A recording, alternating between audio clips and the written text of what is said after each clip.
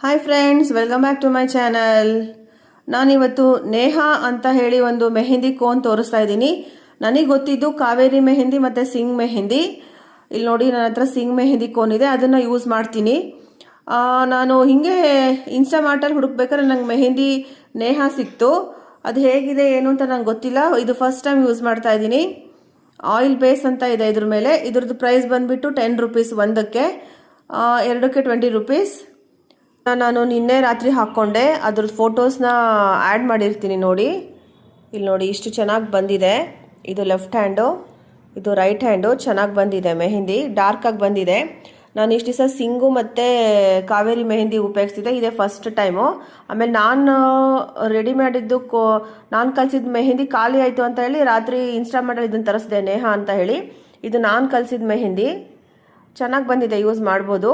ಅವ್ರು ಏನು ಹೇಳ್ತಾರೆ ಅಂದರೆ, ಫಸ್ಟು ಒಂದು ಸ್ವಲ್ಪ ಹಚ್ಕೊಂಡು ನೋಡಿ.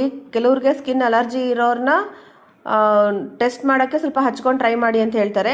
ಫೋಟೋಸ್ನ ಆ್ಯಡ್ ಮಾಡಿರ್ತೀನಿ ನೋಡಿ. ಈ ವಿಡಿಯೋನ ಲೈಕ್, ಶೇರ್ ಆ್ಯಂಡ್ ಸಬ್ಸ್ಕ್ರೈಬ್ ಮಾಡಿ.